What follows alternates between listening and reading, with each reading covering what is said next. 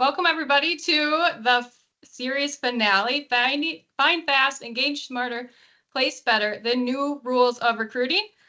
Today I am joined by Christian Cooley, Staffing Engine, Sourceflow. Yeah. Hold on, let me get through here. Okay, so let me jump in and introduce Jay Kotler from Staffing Engine. He is joining us today. Jay, if you want to give a quick intro to you. Sure. Yeah, I've been in staffing since 2011. Started working at Randstad and then moved over to Signature Consultants before moving to Bullhorn, where I helped manage the partner ecosystem there. So a lot of the vendors that most of you use on in today's world, I manage them and work with them before starting Staffing Engine back in 2020 with the other co-founders of TextUs. So looking forward to chatting with everybody. Awesome. Thanks, Jay.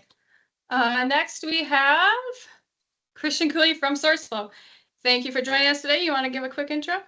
Yeah, sure. It's great to be here. I actually know Jay from my Bullhorn days. We had some crossover there, as so many do in the staffing space. It's a small world. Yeah, I was in the sports world for a long time, and then I was Bullhorn for 4 or 5 years, and now I've been at Sourceflow for the last couple of years, helping staffing firms with their marketing strategy and technology. Awesome. Thank you. And then last but not least, we have Adam from Opus Match. Yeah, I'm the head of product here at Opus Match. Been in staffing for a little over 12 years. Had some other careers previous to that, but since I've gotten into staffing, originally started out as a recruiter and gone on to have lots of different positions in this industry, buying, selling, even rebuilding tech stacks and being in charge of digital transformation for staffing companies, as well as I mentioned, now building it. So kind of had a little bit of all facets, and as these guys have mentioned, it's a pretty incestuous business. So I know a lot of them, and probably a lot of you on the call, but excited to be here today. Awesome. Thanks, Adam. Okay, so quick today, we have a little bit of a pivot today in our agenda. Joe was supposed to be moderating this, so we're going to take it off and we're going to handle it and kind of riff from there. So today's agenda is, speed as a competitive agenda, building trust at scale, and then intelligent workflows. So with that, I'm going to kick it over to the first portion of our agenda and let you guys take it from there. Awesome. So I think Joe's supposed to ask me about how speed and real-time engagement is really a game changer. I think this quote here, "Time kills all deals," probably most of you have heard that, said that in your day-to-day, right? This used to be my motto, my team's motto when I was back at Randstad and Signature, and that was back in the tens when you get back to people in a few hours or even a day. That was fast, and now it's minutes, under an hour has got to be the new standard. So speed really is everything when it comes to the candidate experience. So whether that's using technology like chatbots, whether you use a great website like Sourceflow or Staffing Future with web forms that connect into your tech stack to make sure people are getting responses quickly, and then or using automation throughout your processes, it's going to be super important. The other big part of this too is when you're thinking about investing in technology, you want to make sure you still have the human touch point throughout all of this, right? And as you invest in AI, as you invest in automation, you need to make sure that there is always a human handoff as part of that process, right? So if you have a voice agent, for example, that goes out and starts to qualify people as soon as they apply, they pass that screening, they have a great experience, but then nothing gets handed off to a human. That's almost a worse thing than just going into the black hole from the start, right? Because they got their hopes up, they love the interview process, and now they've just been completely ghosted, and that's not a good look for your firm. So just as you do this, keep in mind that everything needs to be looked at. You need to work with your individual contributors on the front line to understand, how, where the time sucks are, where they're dropping things off, where speed is an issue, and making sure that all of those are kind of buttoned up before you just throw technology at the problem. Christian or Adam, I don't know if you want to add anything in there, but. Yeah, totally. I mean, I think I think like my follow-up to that and where firms are doing things differently to attract candidates faster. It's kind of like multifaceted, right? So without spending like a ton of money on job boards, which has kind of like naturally been some of the way, like what are your most effective job boards and kind of investing in those. And I think there's always a place for that, right? Like if you're getting good traction in some areas, like for sure, as long as you have that data to go on, like go ahead and reinvest in that. The last 12, 24 months, obviously we've been a little bit difficult in this space, and teams are trying to find how technology can help kind of help them work smarter, not harder to get the same results or better results. So, I'm seeing teams like kind of on the marketing and tech front, like how can we increase traffic and conversion through our own channels, right? Like our own channels would be versus the job boards would be like our website, our social media, things like that, which are things that we already have, right? Like how do we optimize through those channels?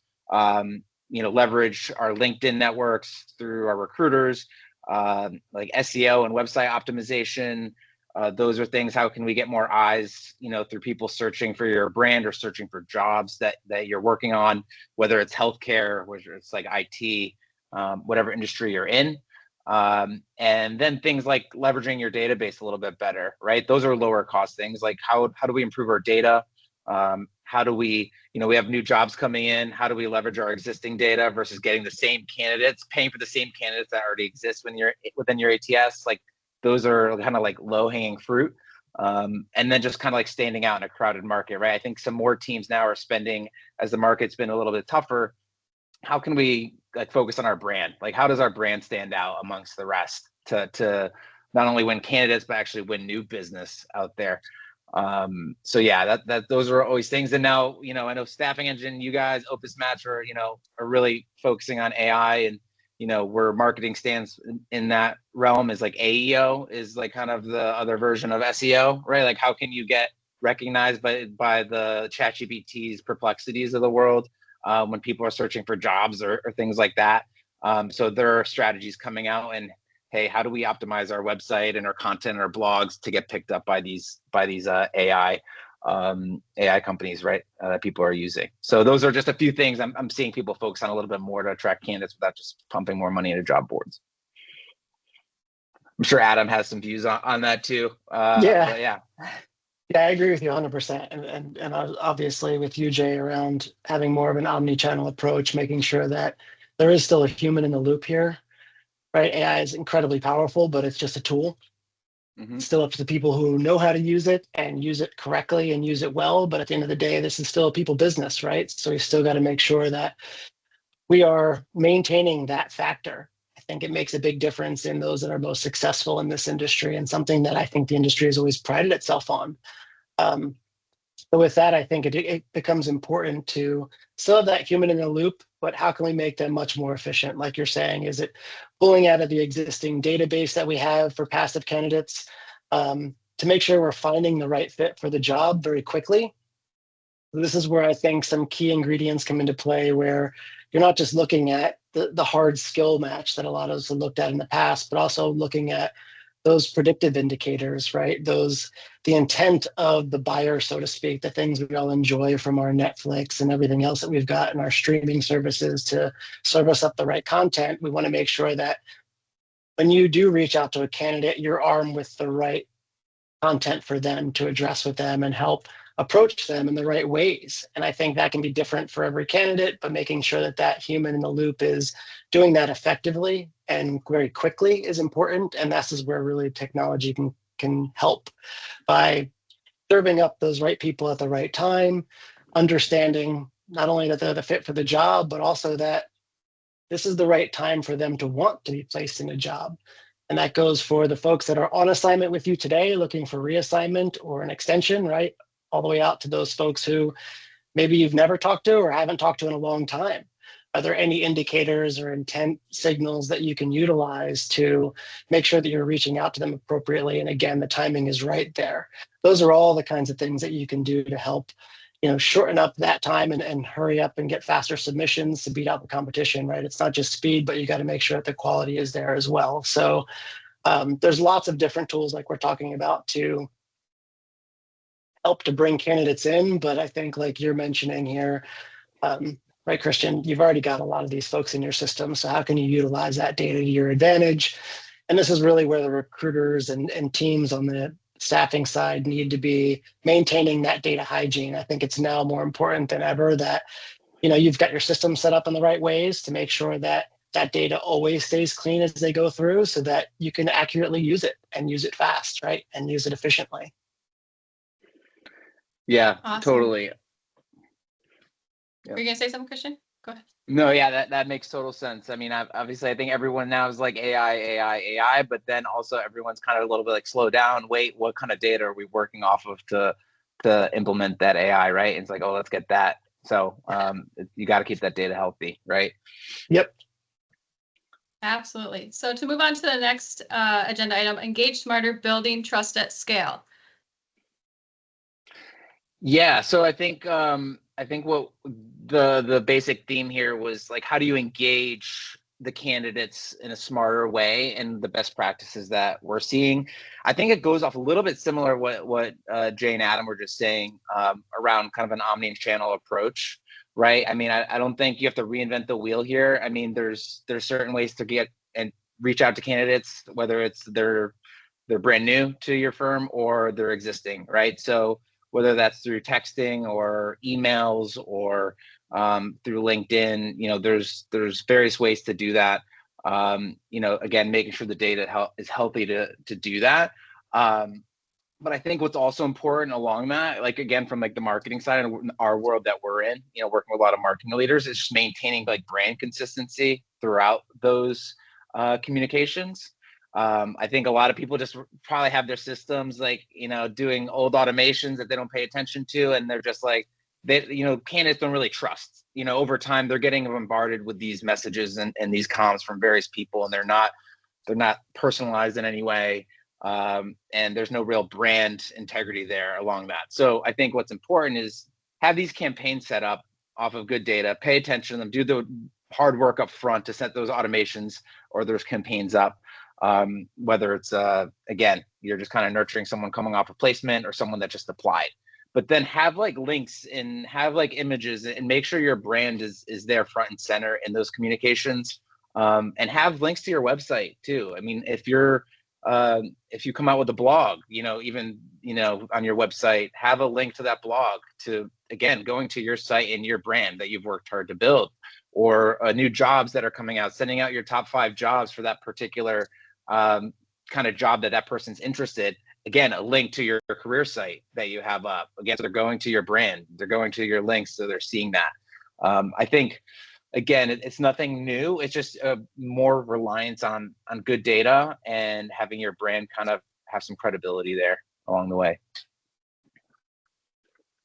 Yeah, that was great, Christian. Thanks. I think, when we talk about automation, some of the, things you were just mentioning there, it really can get a bad rap as impersonal. And, I think a lot of us on here from the tech side, even on the staffing side, we've heard, oh, our secret sauce is that we are, very in touch with the candidate throughout their process with our clients, right? And while that may be true, that's the case for a lot of staffing firms, right? So figuring out really how to make sure that when you're using AI, when you're using automation, again, that it doesn't just feel like you're totally replacing the recruiter or the salesperson. And like Adam said earlier, it's a tool, right? It's not there as a replacement. So figuring out, things like how you time message correctly, how you focus on relationships, Christian's point, how you make sure you're linking back to a website where they feel like they're getting that personalized experience about jobs that look like a good fit for them,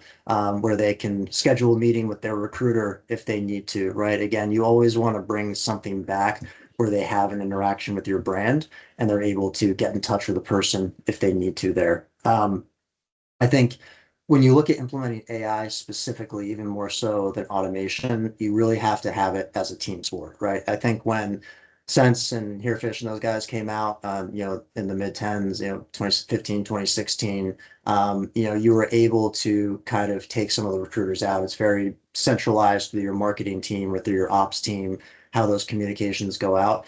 With AI, it's much more personalized, right? So now you really need to make sure that your recruiters down to the individual contributor level are involved and know what's going on in this process, even more so than it ever has been before. Same thing on the sales side, right? I think all of our inboxes are flooded and LinkedIn's are flooded with AI agents that try to be personalized. You can tell it's not there yet, right? So making sure that the humans are reading what's going out before they do that, right? Or they're the ones setting up those cadence that Christian was talking about. Because if you send something and it's not good, it's not personalized, it's going to be very obvious that person is just going to ignore you from there on out, right? So again, trying to figure out how you can make that feel more human. A really good way that I found, there's a framework called the desire versus capability framework. Imagine desire on the y-axis and capability on the x-axis from low to high, respectively. And you really want to be in that top right corner, meaning the desire to use AI or automation to do something is there from the individual person, meaning they don't want to do that. Maybe it's, again, writing a submission, writing a job description, writing emails, right? That they fully forming before they go edit it. And then the capability is also there, right? It's very high, meaning your firm has the capability to do that, whether that's internally or with a partner, who specializes in this stuff. That's where you want to start, and that's where you really should be investing most of your time. The next thing you want to move to is where you have high desire from those people, but a low capability. For huge staffing firms, the Adecco's, Ronstad's, Jackson of the world, you might have an R&D team that can go ahead and help you out there and move that into that high capability side. But for most staffing firms out there, that's where you really want to go start looking for a partner, right? Hey, can I build my own website and build a great marketing engine? No, I don't have that team. Okay, I'm going to go look at SourceFlow. I'm going to go look at the other, people out there. Hey, can I manage a chatbot and add AI to it? Can I integrate it with my ATS? Can I make sure it gets handed off to a human? Like, do I have the capability to do that? No. Okay, let's go talk to someone like Staffing Engine, right? So again, you want to make sure that you're thinking about those things before you just go throw money and say AI is going to go solve all my problems. And one of my favorite sayings is that AI is a team sport, right? You need to make sure that everybody, every division from the lowest level person to your CEO is involved in this, because if you start siloing, that's where things break down. And that's where you have those broken processes of a candidate having a great experience. And then all of a sudden they get dropped off and no one follows up with them because recruiters didn't know that this AI was happening, right? So yeah, just think about that. We can send out a follow-up with that framework, or I'll post it on my LinkedIn for everybody to see. But it's definitely something good, just a mental model to keep in mind there. Yeah, that's awesome, Jay. That's incredibly valuable. I like that. I think it's obviously things you need to pay attention to is personalizing this and utilizing it in the right way, which leads us to the fact that those smarter engagements need to happen at the right time. So we've got to make sure that we avoid recruiter fatigue, candidate fatigue, right? Even if we're hitting a candidate, for example, with the right message, if it's not the right time, they're still going to overlook it, or they're not going to take action like we may need them to in certain cases. So I think about things like, outreach to candidates that are currently on assignment on contract positions, right? There's going to be different timeframes that you're going to want to reach out to them when it comes to the type of position versus when you reach out in regards to, say, an extension or a retention opportunity, right? In the cases where they have, extensive credentialing processes, like maybe travel nursing, they're going to need a much longer runway to get ramped up for the next assignment versus something that's, maybe allied healthcare, or even light industrial or something like that, that has a much quicker turnaround. So you've got to understand those cadences and timing as well when delivering that message, because even again, the right message, if not delivered at the right time, can still be overlooked, especially if there's action that needs to be taken more than just them reading the message and it putting a smile on their face, which hopefully it does do. So we've got to have some of those predictive analytics that can help lead your teams in the right ways, serving them up the right data. And again, I think even on that side is the right data at the right times for the teams to know when they can interact with it. Are there things like engagement scores that can show us, when candidates are even interacting with your brand, with your website, with your mobile app, things like that, so that if they're currently interacting, they're looking. That's the right time to reach out. People may have been looking for a job a week ago. They may not be looking as hard. Things in their lives may have changed. So having that, those types of data at your fingertips readily, I think goes a long way into making sure that you're armed with the right data in those times when you're actually looking for that in your process. So, having that context awareness, right, is going to come into play as well to make sure that, you've got everything again on display for you and you're organizing your data accordingly and trying to operate in those ways that drive revenue closest to the dollar and maintaining that with the right data so the actions and time spent is in the right area. Great, thanks, Adam. So let's move on to the final section, place better intelligent workflows and fit matching. Yeah, so this is really where, Opus Match is built. The idea that placements aren't just about resumes, right? It's about the fit.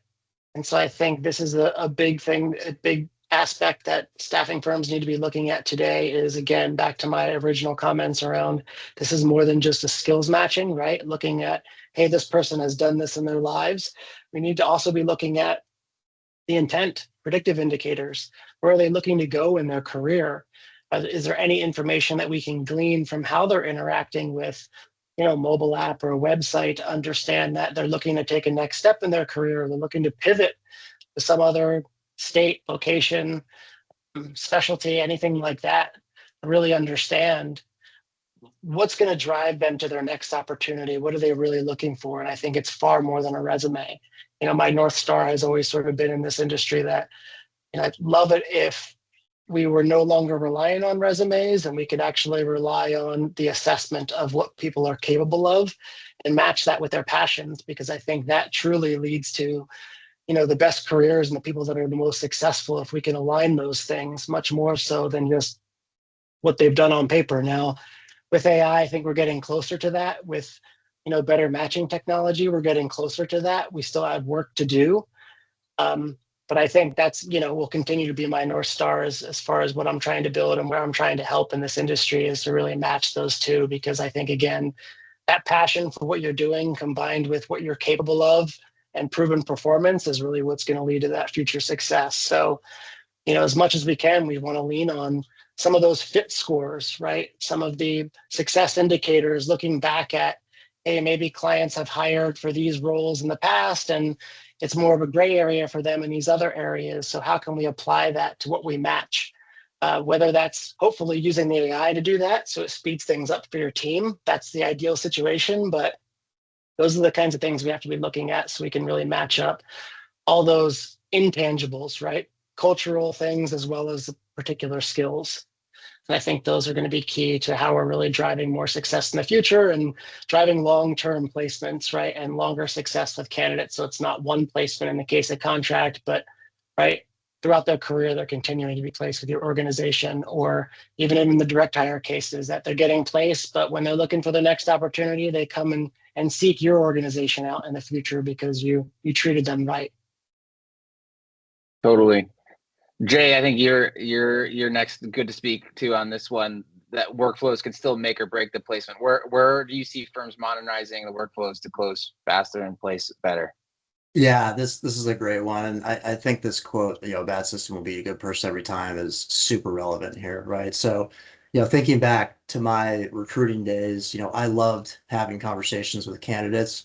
I hated doing my submittal write-ups, or I hated, trying to reformat resumes, right? Those were the time suck things that I cared about. I know they were super important because I needed to write a good submission to my account manager, so they didn't have to rewrite it and they didn't hate me, right? And I would get that person submitted over faster. I knew the resume had to match up to what the job actually was talking about and not just the resume that the candidate sent me, right? So things like, again, using AI for this is perfect. You can write a submission the same way every single time, but personalize it to that person and to that role. You can have a resume section that's rewritten super fast, that's very relevant to, what the job does. And you had that conversation and you put that in your notes, but it wasn't necessarily in the resume before, and AI can use that context and update, the document for you, or format it for you. So, there is a lot of opportunity here. But notice I'm not saying that it's just doing everything for you, right? Again, you need to have a human in this process. Do you feel comfortable enough having an agent screen a candidate, write a submission, update a resume, and then send that over to a client? Absolutely not, right? We are not at the point where that can be done yet, right? So you want to Mhm. have a recruiter who can double check, what that resume says, what that submittal says, and you have an account manager that maybe AI is rating, the submission saying, hey, this is the top person and this is the bottom person, and here's why. But that account manager still wants to have that just to make sure that the AI didn't read something wrong or hallucinate, right? Like again, it's about Mhm. saving time during each of these processes, not totally replacing the person that's involved in this. So, if you were taking, 5 to 20 minutes to write a submission and now you can do it in two, right? Because you have it right, you do a little proofreading, maybe add a little bit your own spin. You're saving so much time. You're able to do 5x every week if you really needed to, right? And that's not taking time away from you being on the phone with a candidate. Now you can spend more time with candidates on the phone or your current, workers who, want to hear from you every week or every other week to check in type of thing. So again, it's about reducing those bottlenecks. It's about saving incremental time throughout each of these processes. And then ultimately that's going to be leading to a faster, submittal process where you can then send it to a client and maybe they use something like, 3D IQ from Staffing Future. Instead of sending it to a hiring manager's inbox, it goes to a portal where they can thumbs up, thumbs down, request interviews right away, right? It's all connected back to your ATS. So find those little things that you can do to reduce friction in the process and make sure you're investing there. Ultimately, this is going to lead to more placements, right? Again, going back to our first point about speed being everything, the faster you can talk to someone, the faster you can submit, the faster you can get them interviewed, the faster you can get them started, right? That's going to translate to an increase in placements, better candidate experience, less cash floating for you as a staffing firm having to dip into line of credits, right? So it really does have like a huge, downstream effect when you can make sure that you're, infusing technology in the right way throughout all of these processes here.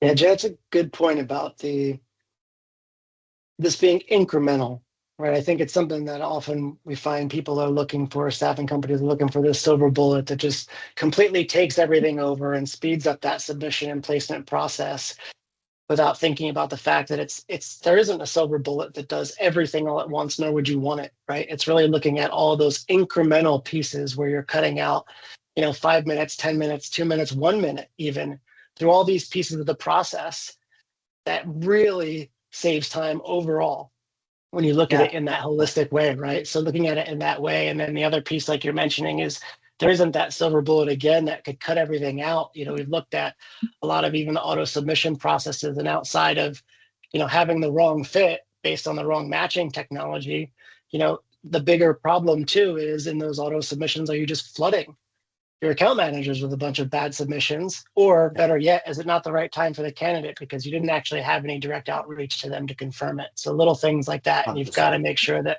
it's not 100% automated, but in fact, it is more still the right Yeah. person jumping in at the right times there for that incremental piece and human touch. One last thing, we've talked a lot about sales and recruiting. Like this translates to everything, right? To your credentialing team, to onboarding, to your back office team, right? Maybe you're using like Meet Dwight or something to help with, a lot of those back office automations. Like don't just look at your revenue makers, right? Look at also your cost centers where you can save a ton of money there. And again, save time, make people sane, like their job again, right? It's about finding those things. Really, I hate to say it, but the things that people hate to do throughout their day, right? They may love their job, but everybody has the things, the admin tasks, the little things that really, suck the life out of the job every day. Those are amazing areas to find with AI and automation, how they can help, those Yeah. people do their jobs faster and better. Thank you so much for all of the insight. We are at time, so I just kind of want to wrap it up and bring it home and thank everybody for coming to the season finale. Keep an eye open for the series to continue on later down the road. We've got some plans in works. All the recordings are on the website, and we'll be sharing out a follow-up as well. And I just wanted to give one final shout out to all the the sponsors that participated in this series. It wouldn't be possible without all of you. So with that, I will say thanks. Thanks, Cool. everybody. Thanks for setting Thanks, time everybody. up. Good chatting.